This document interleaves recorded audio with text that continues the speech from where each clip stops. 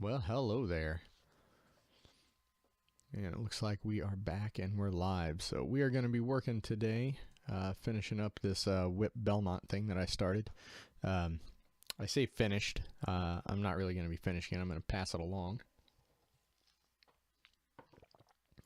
As soon as we get Cubase up and running here.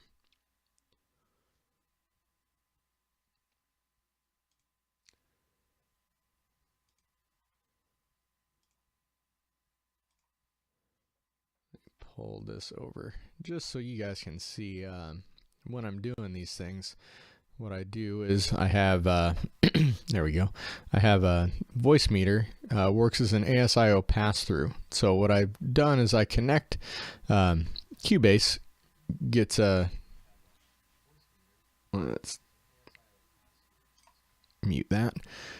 So Cubase gets connected through this bus right here. This section is your physical inputs. My interface that I'm using right now is a Behringer UMC 404, and it's got 4 inputs, which is weird. Usually interfaces, they might have 2 or 4 mic pre's, but then they'll have a couple of other line level inputs.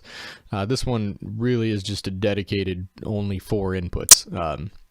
So this right here, notice that says AI or A1 ASIO input 5 and 6. There is no 5 and 6 on my old interface. I had a Yamaha audiogram.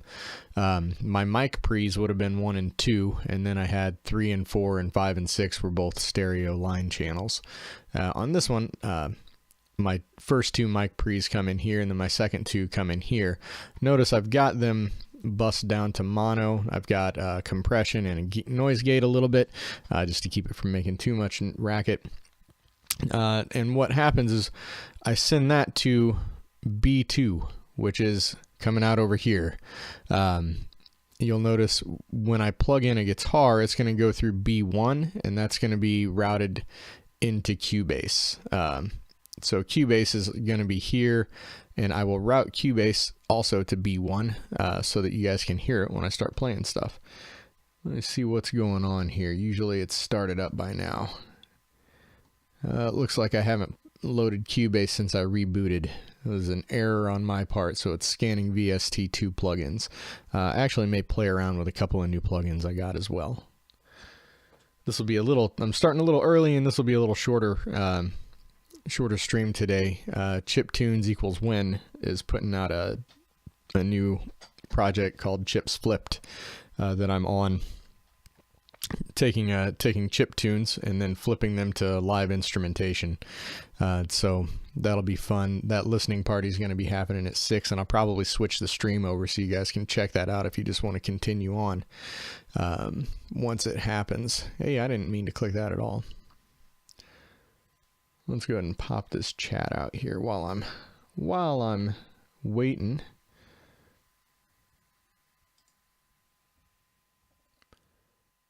Pop out.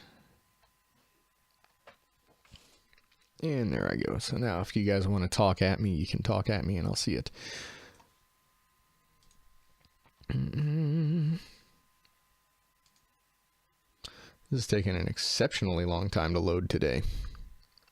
I usually do this, I usually have Cubase up and running before I come in and start streaming, but back to this voice meter thing. It's super useful. It does, you have to think about when you're dealing with audio drivers and things, it will increase your latency a bit.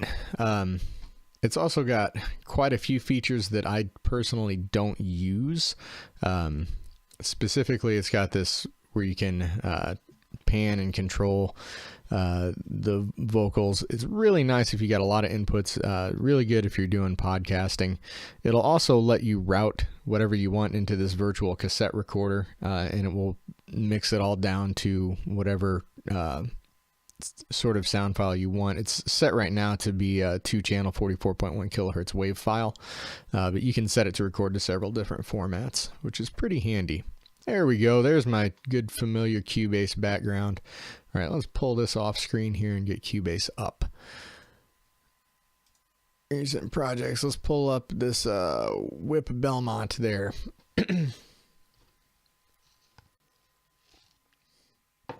I believe I'm just going to be re-recording the first lead. I've listened to it a couple of times, and I'm not happy with what I did on the first lead part. So I think I'm going to redo that, and then we'll see what else comes up.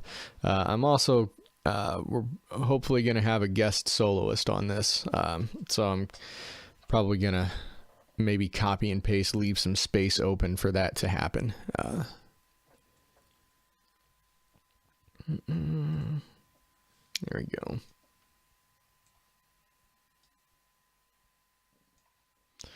At least it looks, for the time being, as though everything is working. Real quick, while Cubase is loading, let's take a look at something here. So, if I drag this voice meter over here, if I plug in my microphone, if I switch to here, I should now be only on your left. And being only on your left is fine for now. Let's see if Cubase is picking up this input. It does look like Cubase is picking up this input. So everything is working as it's supposed to be, which is a nice departure from some past streams where I've had some hiccups. Okay, so let's just give this a little bit of a listen to kind of refresh everybody's memory on where we're at if you've already seen the first one.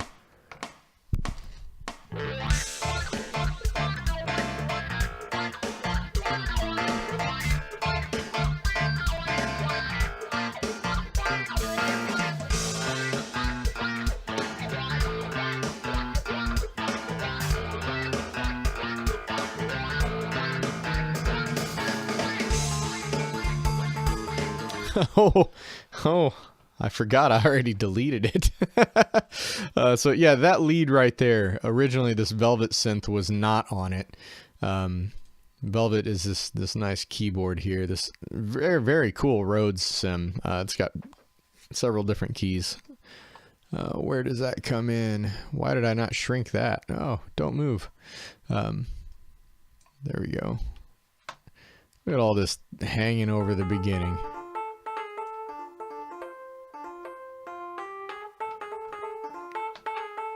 I may or may not leave that there. I don't know if I like having that for both parts of the song where that happens. So this Waleed here, I have a friend named Waleed. Many of you may know Waleed. And every time I see this, I think of him.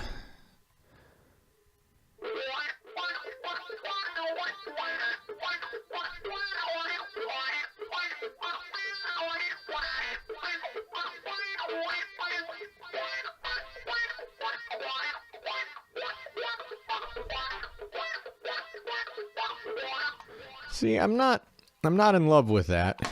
I don't hate it.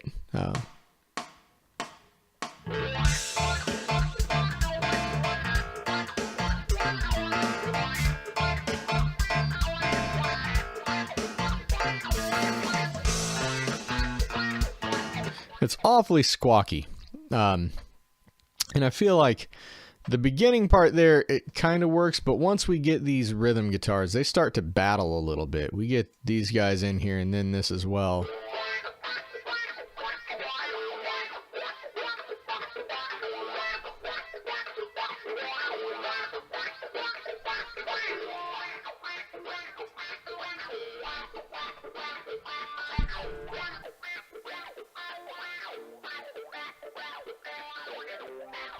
Let's bring that up just a smidge.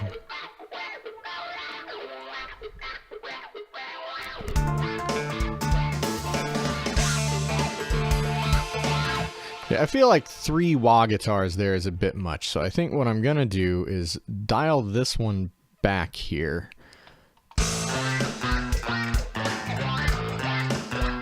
Actually, you know what, that's not bad. This part right here is where it was really, really bad. Let me show it to you. I just dragged it way off screen so that it would be out of the way. Let's pull that back in here.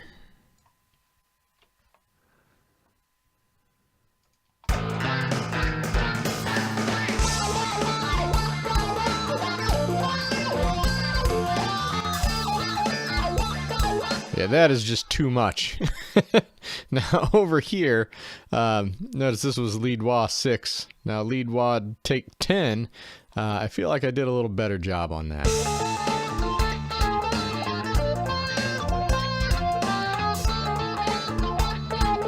Hear how much more restrained I was there? So yeah, let's get that back over to the other side where it was. Let's we'll redo this. I think I'm gonna do that without the wah. Now I'm gonna have to plug in a couple things so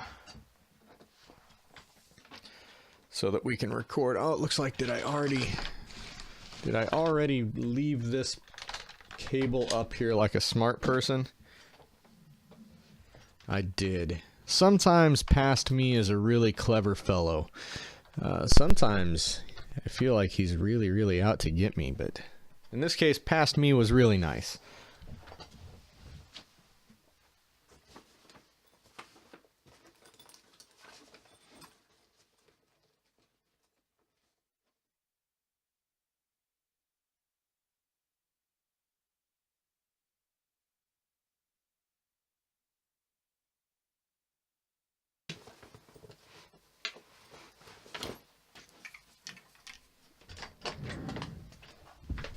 Alright, let me get this AC adapter.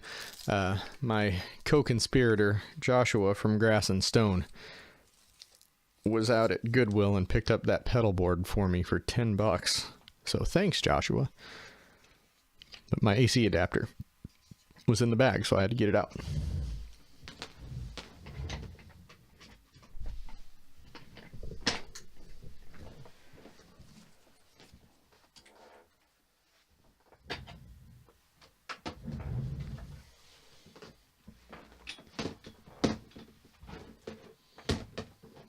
Since I don't have it plugged in, I can actually show you guys this. This is the processor that I use. It is nothing fancy, but it does have a couple of really nice sounds in it.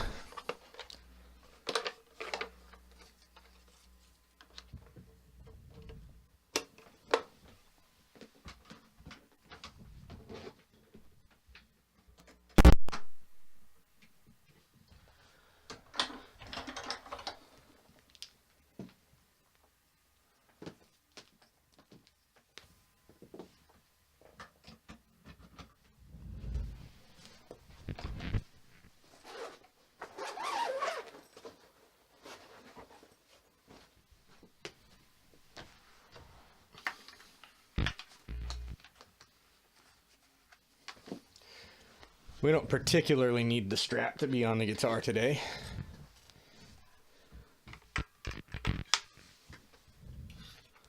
And it looks like last time I used this, it was on the wah preset.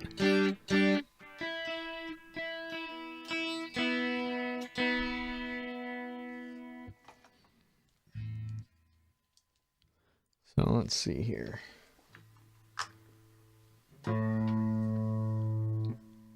Oh, let's see. Are you guys hearing that? I am not, because there we go. I had my mix turned down.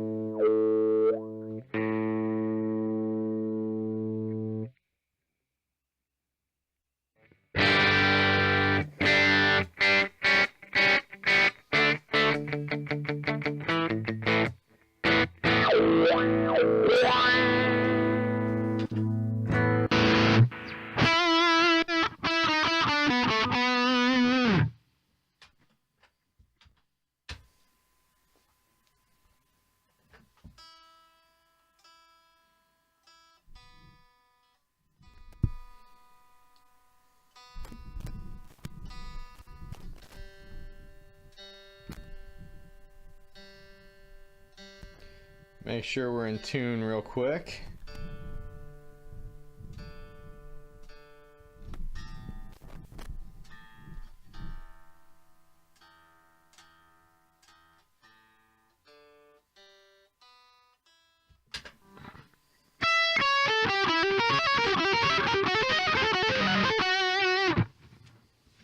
Okay, that should do us. And it looks like Cubase should not be hearing itself. That was an issue we had. I'm going to leave this on the lead wah channel.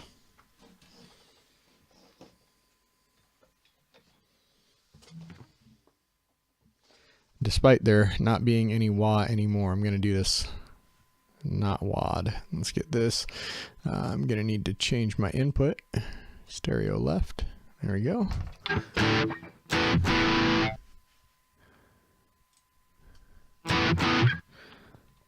Let's just have a look and see. Make sure we see input. All right, we don't see input on the mic. We see lots of input on the guitar. And let's play.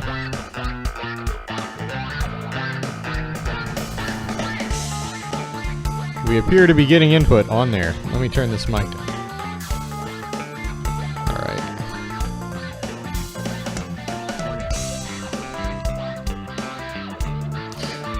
So what's happening there is, because I have voice meter routing that to here, I can show you my OBS screen, but it's not really going to mean that much to you. What I need to do is I need to send Cubase out to the other channel so that it's not listening to itself. So let's take care of that there. I'm going to turn this channel down a little bit. Hopefully that won't mess things up too much for you guys, but I think it'll work.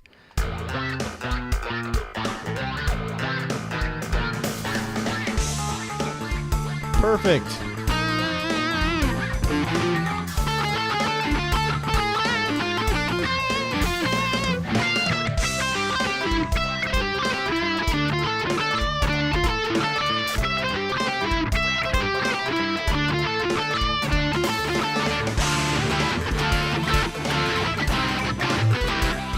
Alright, that should work nicely. Okay, let's come back over to Cubase and record that. Oh, I don't want to record it on that track. I want to record it on this track. No problem, we just set our input bus. Normally Cubase will set those for you. That is quite a bit of guitar there. Let's turn that down a smidge.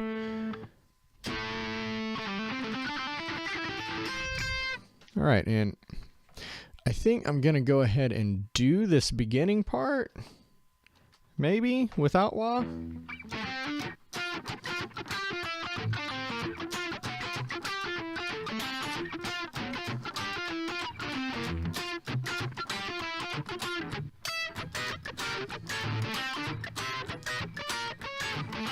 Yeah, just to have it. Let's just see how well I can do this.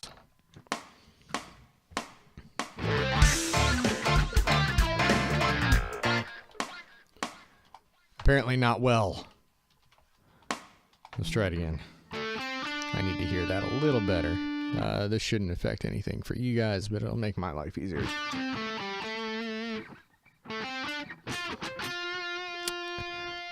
I don't feel like that's the right.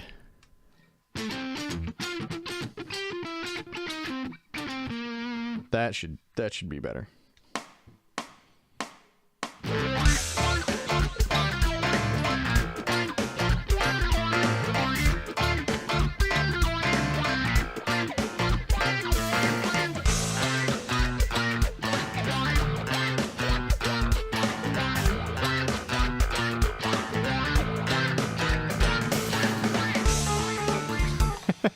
I did great all up until the part that I actually want. Okay, so let's just back that up, and then we'll do that part.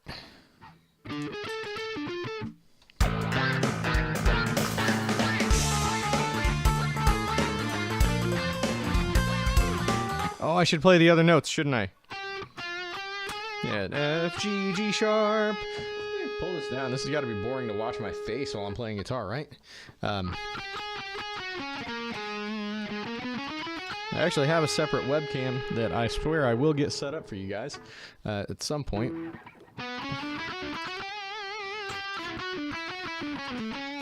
Also, at some point, if you guys ever want to hear me change topics, we can talk about guitars on here. We can talk about pretty much whatever you like. I tend to, right now I'm sort of leaning towards just sort of demystifying what behind the scenes Grammar Club stuff looks like, but I'm more than happy to talk about a variety of subjects. So hit me up, hit us up in the comments on Patreon. It's patreon.com/thegrammarclub. Hit us up on YouTube, which is where you're watching this right now if you're not watching it live on Twitch. Just get in touch with us. We can talk about all kinds of things here. So let's play this part.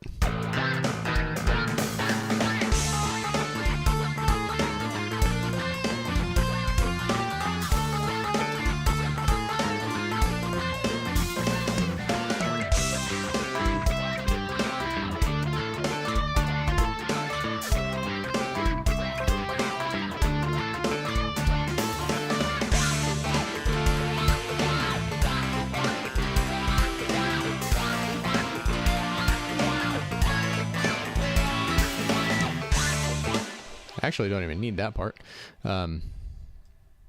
Just playing some extra stuff. Okay, so now let's put the guitar away, I think.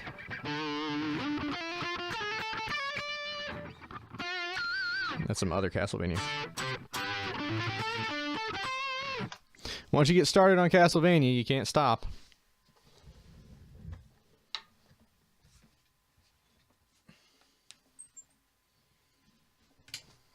Okay, I can turn my mix back to here. I don't need to hear that. We'll turn this down.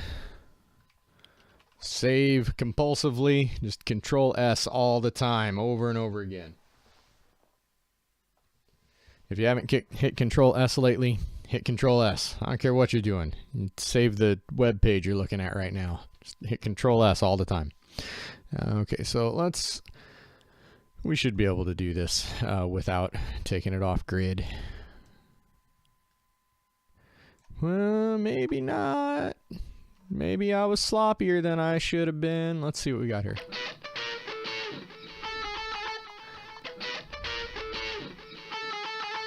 That's all right, but I feel like I need to get that back here instead. So let's take that grid off. There we go. Yeah, we don't need those. I think we'll leave that little bit of noise right there.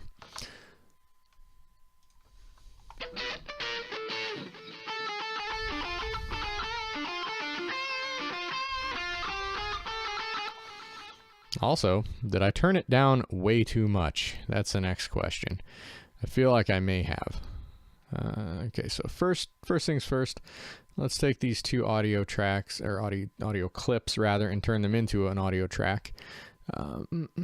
Audio process. Not merge clipboard. Oh, what am I doing? Bounce selection is what we want, and we do want to replace that. Okay, let's shrink this, and let's just compare that. I believe I need to turn that up about to there, so that it's about the same level as the wah ones. I'm going to take this wah lead here, and I'm going to stash it off to the end. I don't know if I'm going to need it or not. I don't know if I want it, but I think I prefer the one without the wah. Let's just stick this over here, out past everything. So the rest of the song ends here. Let's just move all of these guys, because I may actually end up with another whole section of song here. Leave these on for secret tracks when I export. Ty'll love that.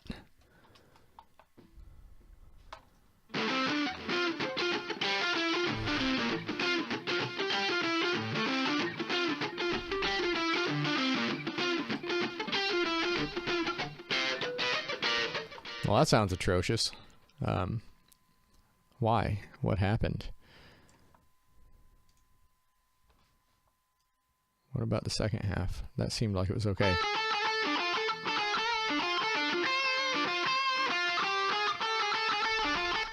Maybe that's just how that sounds. Let's see. If it blends well, then I'm not going to worry about it. If it doesn't blend well, then I'm going to worry about it. Let's cut that down to 16ths. bring that here. We don't need that little bit of noise that happened before I started playing. This one I'm doing is just adjusting the fade in on the clip so that it doesn't start with a pop or anything.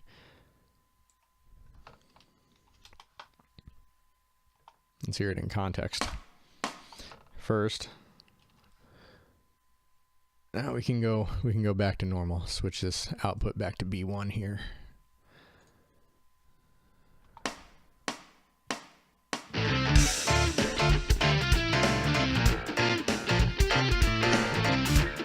Yeah, I hate that. So what I'm gonna do is I'm just gonna bring this all the way back over here to that first note right there, and I'm gonna get my other part back. We'll stick with the wah there. I believe that needs to go like this.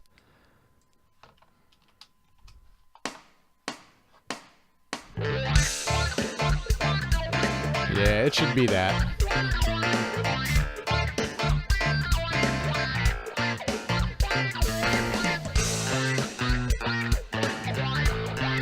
Now, what happened there? That's an interesting little... Oh, okay, just a little pickup. We'll leave that. We'll have a little personality there.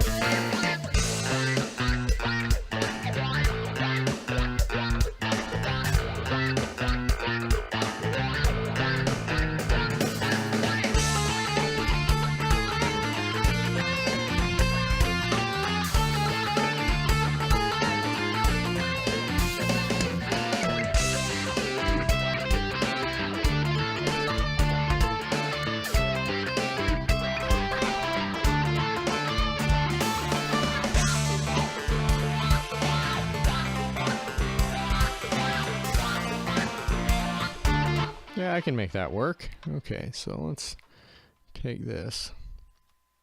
Oh,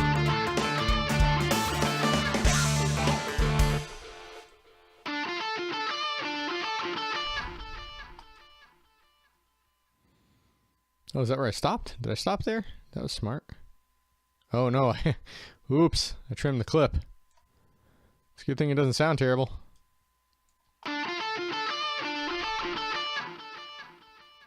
Perfect.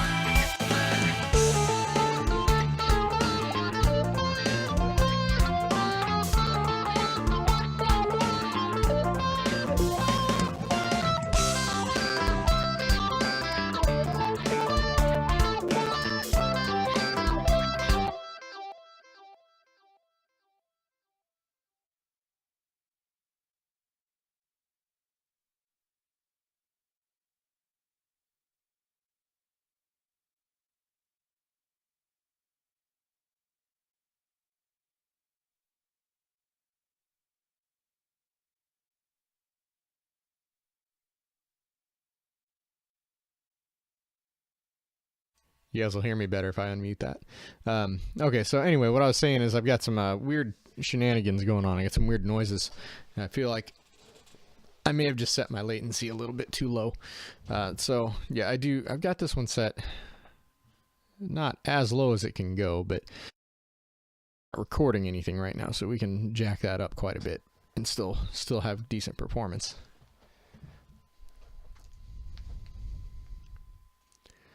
Let's look over here at system settings. We got 512. Yeah, 512 is good there. Now if we look in Cubase here, we can go to the device setup. And notice that Cubase is using Voicemeeter Virtual ASIO as its interface. And right now we've got 23 milliseconds of input latency and 46 output. That's too much to record. That's more than we want. But right now we're not recording anything, so I'm not as concerned about it. Get that up there. Okay. Okay, so let's come back. Now, this is supposed to be a 70s funk crime drama sort of a theme, so I don't know how much more stuff I want to add to it. I think I may add an egg shaker track just for fun. And I think I'm going to copy, I think this part right here. Let's look.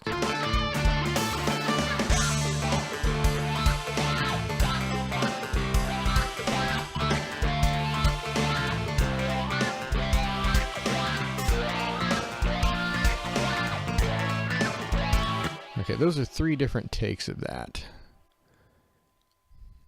And I think there's going to be a solo section here. The question is, do we extend it?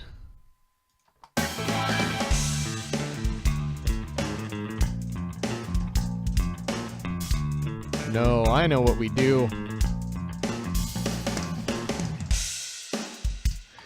Yeah, okay, so we've spoken about subverting expectation and things. So first off, let's trim these guys up.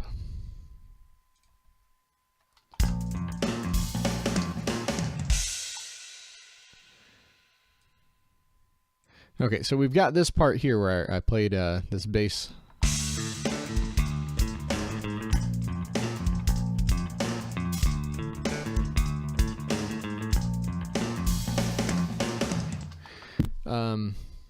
I think what I would like to do here is go into the wrong section next. And I think that we're going to do that like this. So we're going to do the range selection here instead of the normal object selection. I'm going to get everything down to the rhythm guitars here. I'm going to copy all of that. I'm going to paste it right over here. Let's see how this works.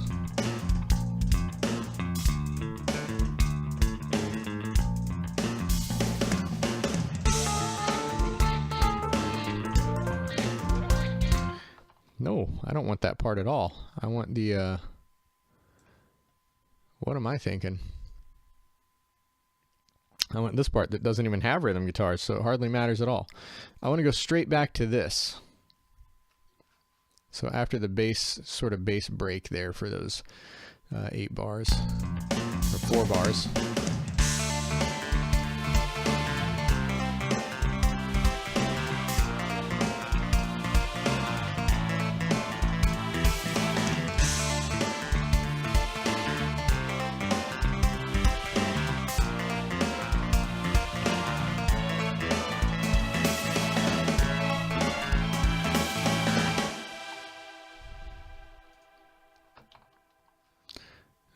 Okay, so that's created some weirdness here because I copied the section. I know that I don't need anything that was in that. I don't need these rhythm guitars. And notice how these are going to be abruptly chopped off. So we're repeating this section, and we're going to have a hopefully wicked guest solo right here. And then we're going to finish by repeating that same section. And I think I'm going to fade it down. Shout out to my friend Andreas. We're going to fade out just for him.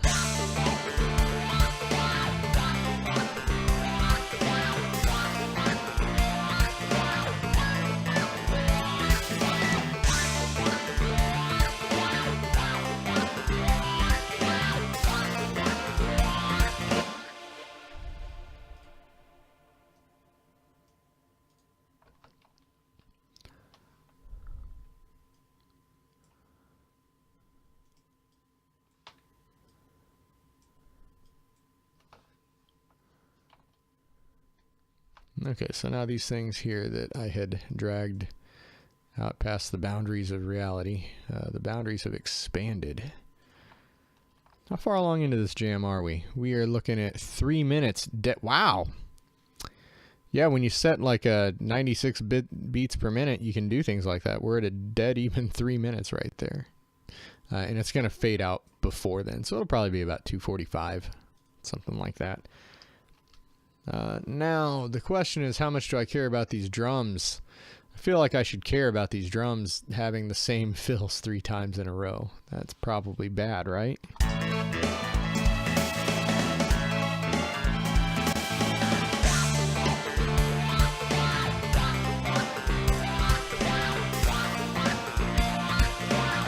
So what I'm going to do is I'm going to take, let's see here. I'm going to take this, I'm going to split them because I believe, is there a fill in the middle? That, I feel like that's less of a fill and more of a, this is part of the groove. Yeah, that can stay. But this fill at the end here needs to be different. And I feel like perhaps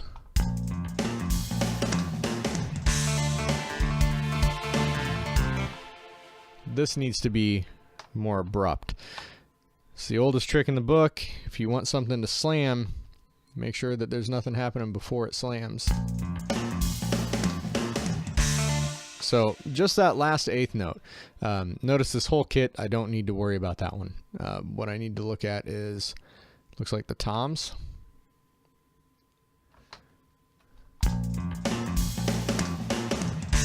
Yeah, we only need the takatu. We don't need that note right there. Get rid of them. And this isn't going to be a super hard break. It's going to be a soft break. I didn't need that.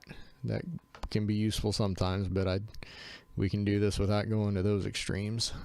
We just need to zoom in. And this last note here needs to get cut. So let's look at the bass here.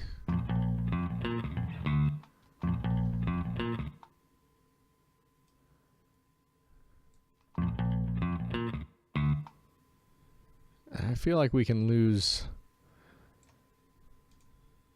cut that down a little smaller. I feel like we can lose that little book that happens after the note. Perfect. So now that'll hit a little bit harder. Anybody else playing? No, nobody else is playing. It's just drums. We may even take out that tom right there.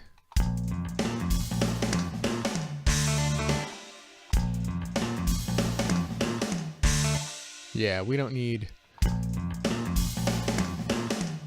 Yeah, that'll be cool without the extra snares in there.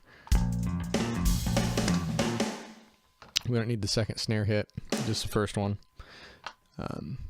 Now, normally I would be working with these all on one track, on one MIDI track, but if you recall, if you were here for the last one of these things, I had shown how to separate out these guys and do some work on making the drums sound a little more special.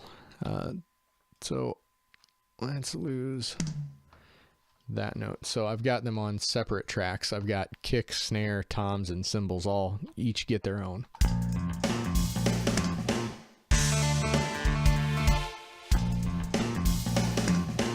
I feel like I want...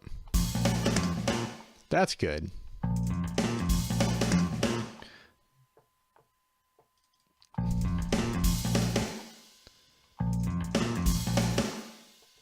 We need to cut off.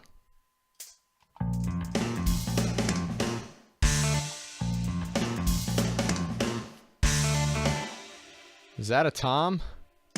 Oh, how did you get in there?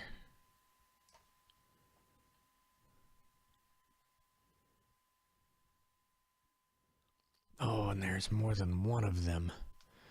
Okay, so we've got some C naturals. Are they also in the tom track? Because that's what I need to know.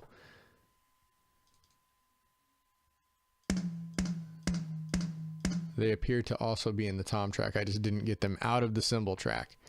Okay, so something I need to do here is glue all these together. Glue! Okay, so... And I need to get those toms out of my cymbal track. Those don't belong in my cymbal track at all.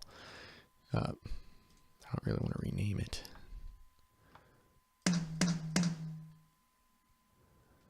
So let's get all of you guys.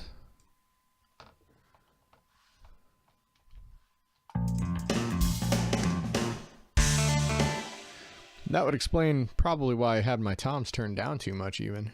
Yeah, see how these are -6, my toms were -8.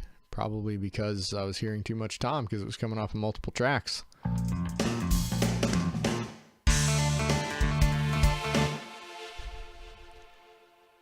All right, cymbals.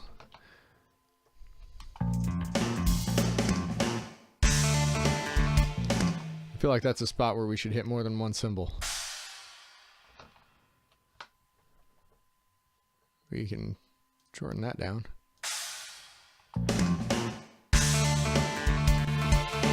Where's that panned? It's over there.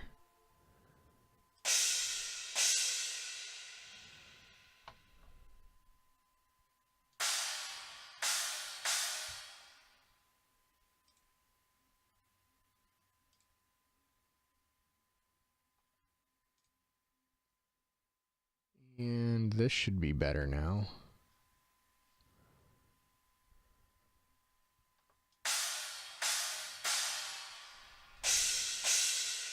There we go. So those.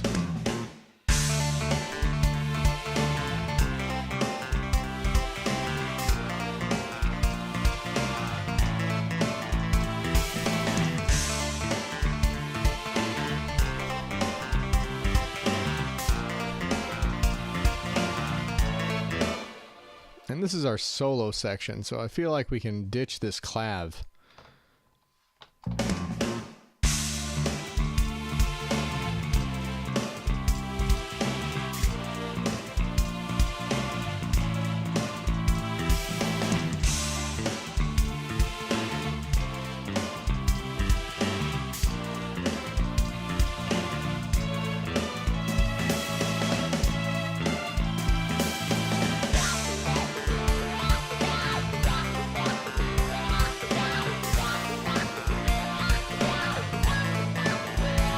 Okay, now I had cut out earlier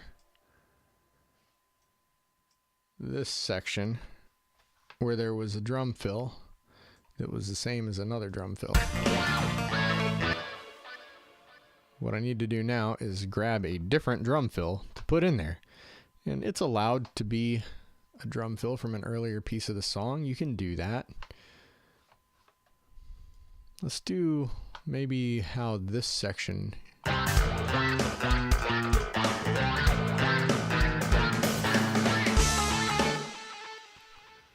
Yeah, let's just grab this drum fill right here. So that measure.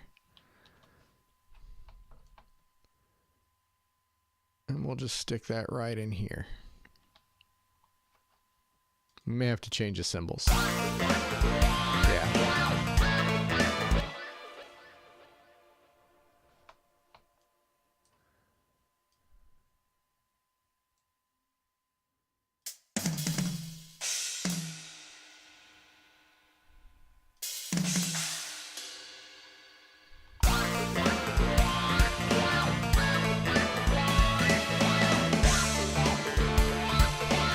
Just like that, we have our drum fill.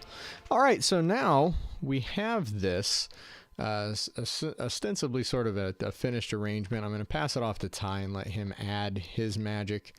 The back half of this, I mean, it's really all about the solo. The question is, should we put any...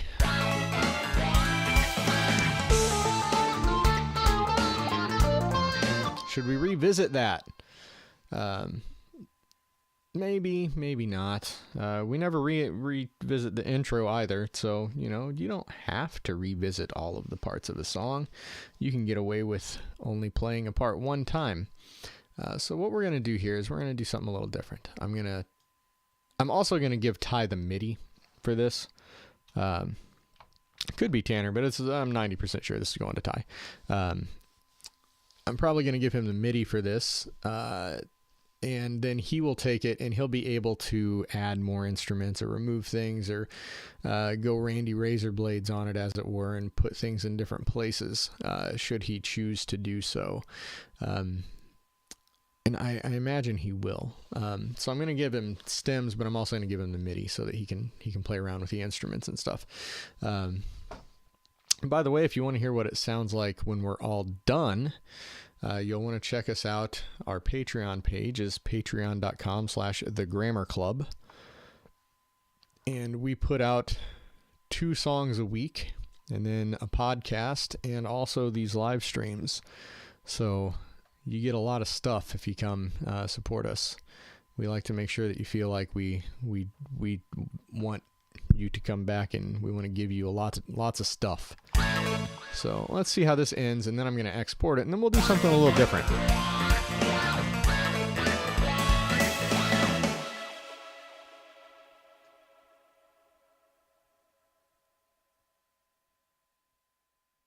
That's long enough. Okay, so what we'll do now is I'm just going to export the whole thing.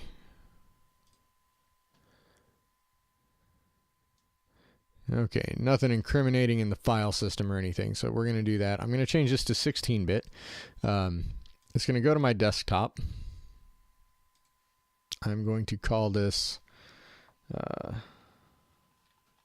am I calling this? Whip Belmont.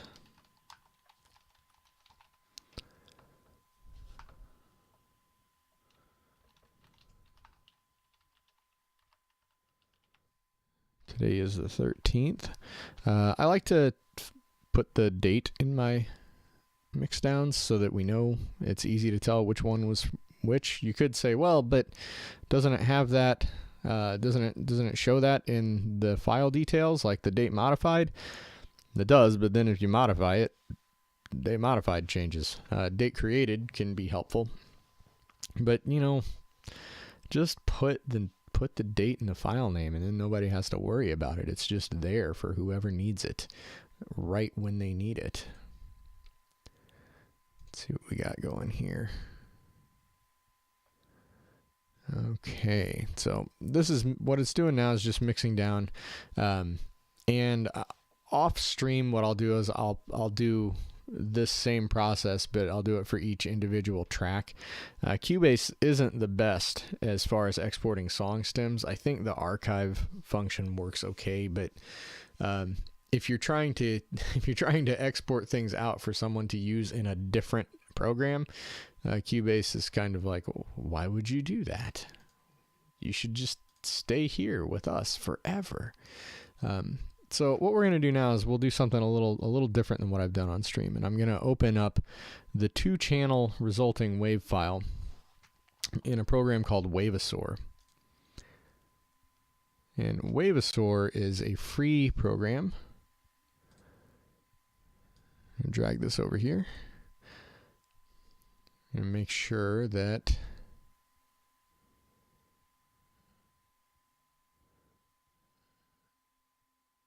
tools are options, audio configuration. We're using Voicemeeter Virtual, not the aux. Audio input is the aux. That doesn't matter. Okay, so we're in good shape here. Okay, so now I'm going to come over to my desktop. I'm going to grab the file, and I'm just going to drag it right in here. So there's our 2-channel wave file.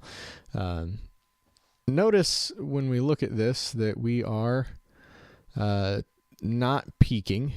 It looks like most of our peaks are around minus 6 here. What I'm going to do is just loudify this, and I'm going to do a real quick and dirty master on it. I'm not going to do, a full mastering job where it's all super precise. We're just going to throw a few things at it to get it to where it sort of is, the equivalent of just a quick dirty master, just so that it doesn't sound, like it hasn't had anything done to it and it's too quiet and hard to listen to by itself. So how do we go about that is the question. Well, in Wavesaur, you get this. We're going to click on this processing, and I'll explain that in a second. And then we're going to open our VST rack. Now, notice it's showing a whole bunch of file paths, and it's showing a whole bunch of VST plugins. What I need to do real quick is briefly, let's change this here to that, just in case anything weird pops up like my bank details or anything. So I'm going to load a chain. We'll click that. Okay, so I'm loading up a preset is all that's happening right there, and it is loading now, so we can get that right back there for you. Okay, so now I loaded a preset chain, and all that did was just save me the trouble of dragging each of these individual things down. Now I'm gonna remove a few of them. I don't need after. I don't need sorcery. And then I'm going to explain what each one of these does. We do want this, and I'm going to click on View. So now that's going to show up there. This is a multi-band compressor. I'm going to open up this one here. This is just an equalizer. That's all it does, just graphic EQ, nothing fancy. Maxwell Smart here, we're going to load this guy. This is a sonic maximizer. It's just a very simple purpose-built compressor that's just meant to do one thing, and that is just slam the mix. And it's fairly transparent. I've got this other one that's a clone of the Waves L1 that's a little more transparent, but we're going to use Maxwell Smart for now. Now let's view this span. Span is super useful for analysis, and I can't believe it's still free after all these years, and it's just an amazing plugin, amazing piece of gear there. Let's move this, and we'll pull this over here. The last thing we're going to pull up is the TT dynamic meter. The TT meter here, so yeah, we got plenty of time to mess with this. This one is what we're going to use to view what sort of dynamic range our song has. Now, I'm keeping everything on one monitor, just for ease of streaming purposes, really. Normally I would have my waveform over on a separate monitor, but we don't need to do that right now. We'll just let you see everything. So what I'll do is I'm going to play it, and if I turn this off and I hit play, here's Wavesaur's meter. I'm going to turn this down just a bit, just to keep it so that it's not too hot. And notice how none of these are doing anything. The VST processing is currently disabled. So if I turn this on, now we're going to see some things happen.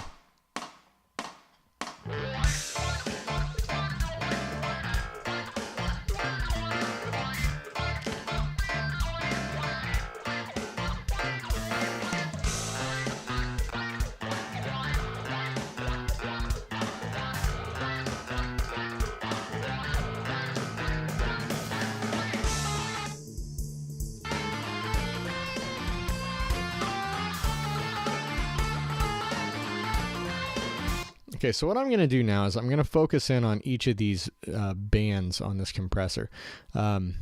Just looking at it briefly in span, I'm not seeing anything weird going on. It's already a pretty decently balanced mix. There's nothing funky happening. If I saw where I had like, there's a lot of bass, you can go back and change the mix and say, okay, well, there's less bass now. But you may want to have that full body, and you may want to compress it. There are different ways to go about things. A lot of times you'll end up with a little heavier handed compression down here than you will up in here. But let's look at this EQ again real briefly.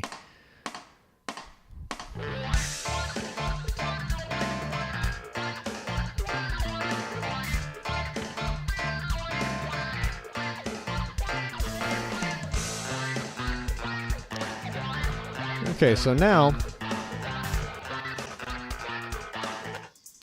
we're just listening to the high, just the highs. You hear all that sizzle, and see how span reflects that, right?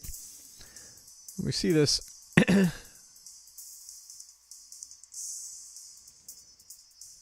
And we might want to just 2 to 1. We'll turn it on.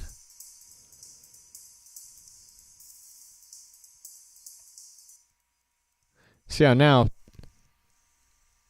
if your hearing is good enough and you can hear those frequencies, you're going to hear it doing some stuff. We don't need that. Oh, I'm not sure what's causing that. We don't need that level of compression on these highs. Really, I want you to, can we not? How about if we, there we go. So now we're at 0. We're not doing any compression. We're going to pull that down. I don't really need it to hit anywhere unless it gets real loud. I'm not sure what's causing this bizarre thing that's happening. It's a little scary. So notice we have not a lot of reduction happening on this. I'm actually going to turn it up higher even. So it's just going to catch any weird sibilance that comes through. Okay, so let's unmute this guy here. Now let's look at just our mids.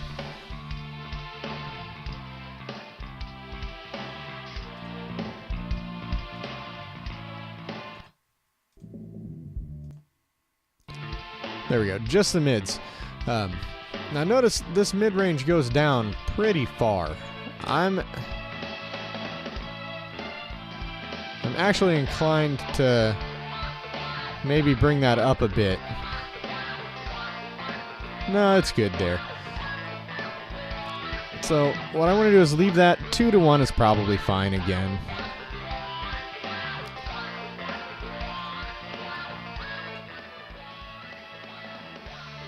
Now listen to it. Hear it just squashing that signal?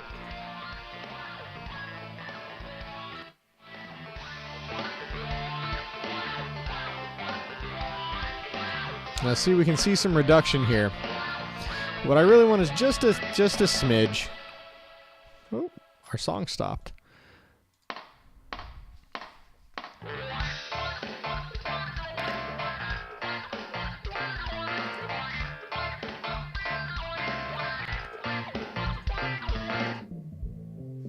Okay, so now we're listening to just the lows. And I am inclined actually to raise this up a little.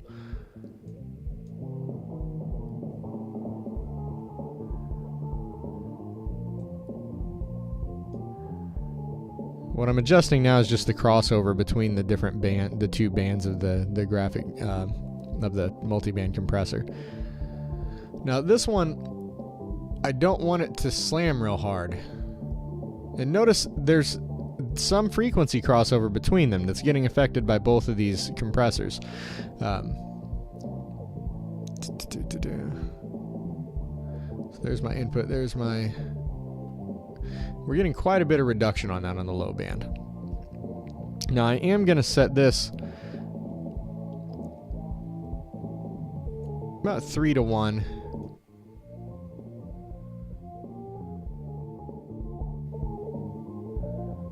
And we're going to use that to do some peak limiting. Notice we do have quite a bit of peaking here, and we have things where they're coming up. So we want to squash that a little bit before we go into the maximizer. Because if that hits the maximizer, those transients could cause some issues. Let's look here.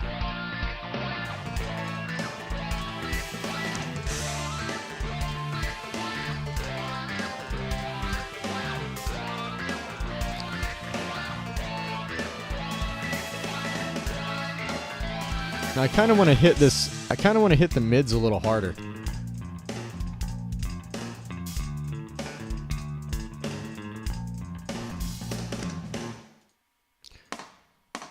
The bass solo is probably not the best place to check in on the mids. So we're looking at our mid band here. We've got our input and then our reduction.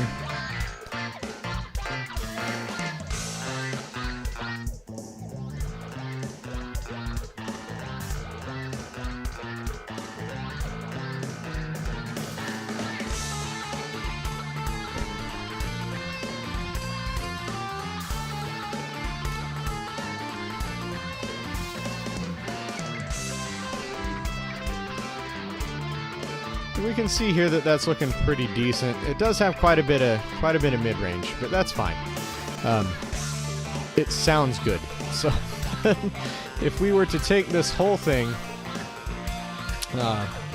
and so far all I've used, I haven't set anything else to do anything. So if I just disable this, hear those kick drums?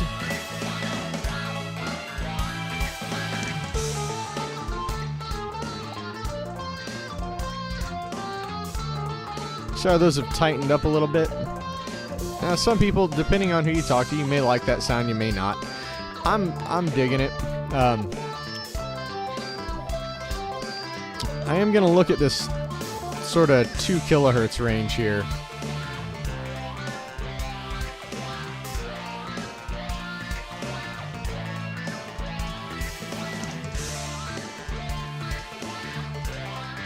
Let's use this one.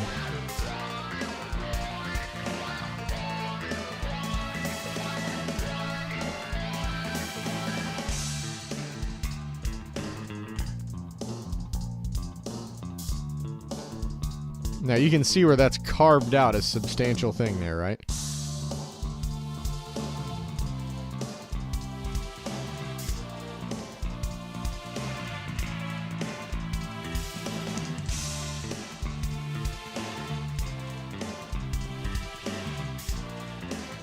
That has calmed that down quite nicely.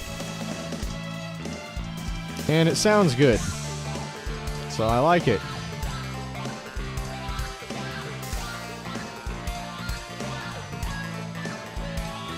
Okay, so now we want to get this, and we want to talk about this over here. This metering, what's it say my peak is? -3? What do you say my peak is over here? Alright, so let's talk real briefly about this dBFS here. That's decibels full scale. Depending on your program, you may need to adjust this in span. Some programs will read incorrectly and you'll need this dBFS +3. Let's look at what happens and compare the difference between that and the TT dynamic range meter. So we reset and reset. Notice this is saying my peak. They agree with each other.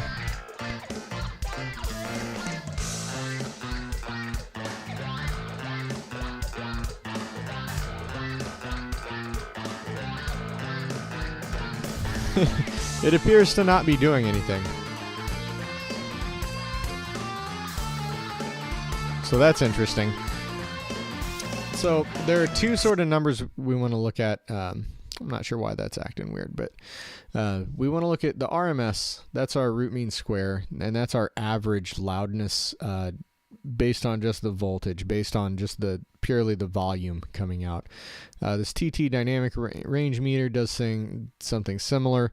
We also want to pay attention to this max crest factor, and we want to pay attention to this DR. And we want to make sure that as we compress, we don't squish the life out of it. So I'm going to turn this down a bit, and this is going to start to get a lot louder as I squish it. And let's watch these numbers. I like typically for my loudest part of the song to be hitting an average of around -9 to -10. The loudest part of the song, like the loudest 4 measures, you would want to do that with. Your quieter sections, you probably don't want to have them as loud. So let's see what we get.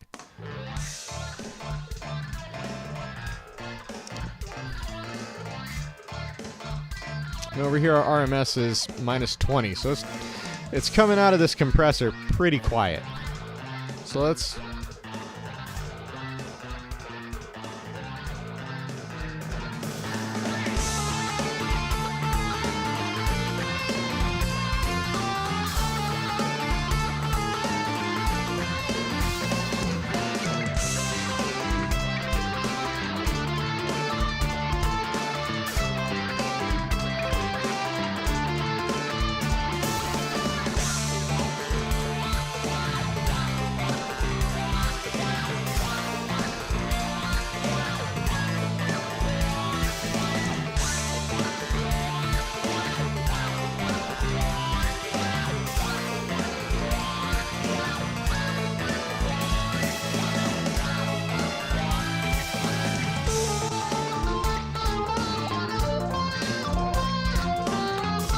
So notice this dynamic range. Typically speaking, higher is better. It'll sound better if your dynamic range isn't completely squished, if it's got some movement up and down. Same thing with the max crest factor. Notice the dBFS +3 did affect what we were seeing on the RMS, although it did not affect the peak. So look over here. When we watch this, we want to watch for this to not get too small of a number in our dynamic range, and we don't want to get too small of a max crest factor. I'd like this DR to average out to be at least 8 to 10. Depending on who you talk to and your genre, that's not always necessary. You might want it to be a little smaller number. EDM, you're going to need hotter. The loudness wars are still very much in effect in that world. For kind of just regular distribution, though, you don't want it to be super hot. You want it to sound good. You want it to sound loud enough that when you open it, you don't have to crank your volume knob to some radically different level than you usually have it set to when you open the file. But you don't want to squish the life out of it, because what happens if you squish it too much when you put it on Spotify or YouTube or wherever, they're just going to turn it down, because they don't really have the alternative to turn stuff up. Once they've turned it up to 0, it's there. So what they do is they have their set value that they aim at. And if your mix is too loud, they'll just turn it down, and then all of your efforts to make it louder have gone for nothing, because they're just playing it quieter than what you had in mind. So let's give this thing a listen all the way through, kind of watch what these values do. I won't stop it this time, and we'll see what we've got.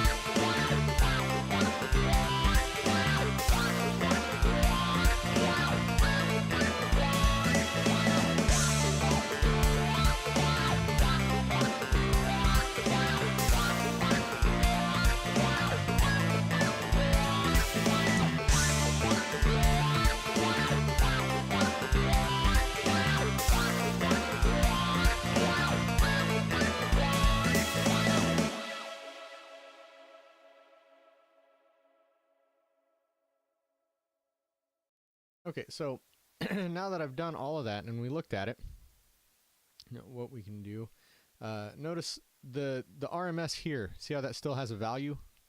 This one is giving us the RMS for since the last time I hit reset or since I hit play.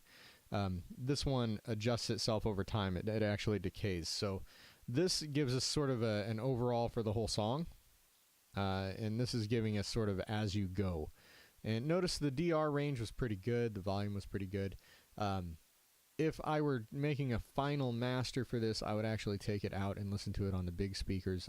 What I'm using right now are just 5 1/4 inch Tascam speakers. I would take it out. I've got a set of 8x4x1 Yamahas in the other room that when I'm trying to get it to sound ideal, I'll listen on a couple of systems. These don't really represent the lows quite as well as you would need, but for, like I said, doing a quick and dirty mix down, that's the process. Usually I would do it much, much faster, but that's the process you go through just to make a quick, hey, I need a demo of this version of a master. So now we close all of these. Maxwell Smart does not want to close. It will not be denied. Okay, so now that we've done that, I'm going to hit apply, and all of the stuff that we just had going in real time is going to get applied to this wave file. And you'll see it'll take a second, and then you're going to see the wave file get much larger. It's going to get a lot taller on both of these. This is my left channel and right channel. But it shouldn't look just flat. See how it's still spiky? We still have peaks. We still have dynamics happening. And that's what we want. So you look at that, and that is our final version of that. I will export that. That'll be the demo that I give them for an idea of, hey, here's how I would mix it. They will ultimately decide to do it. You know, they take that into consideration and then decide, we want to do this. I want to have an extra bass. And by the time they get done, the next person to handle this, by the time they add, 3 or 4 more instruments, we add the solo and we add some other things, some of the mixing decisions will need to be different, especially if we get more bass going. So anyway, that is an idea of how this works. I am going to call it a day for this stream, and I will be back. We'll be hosting that Chip Tunes Equals Win thing at 6 o'clock. I encourage you to check that out. And I hope you've enjoyed this and found it useful. I am Ailsean from the Grammar Club, and I will see you later.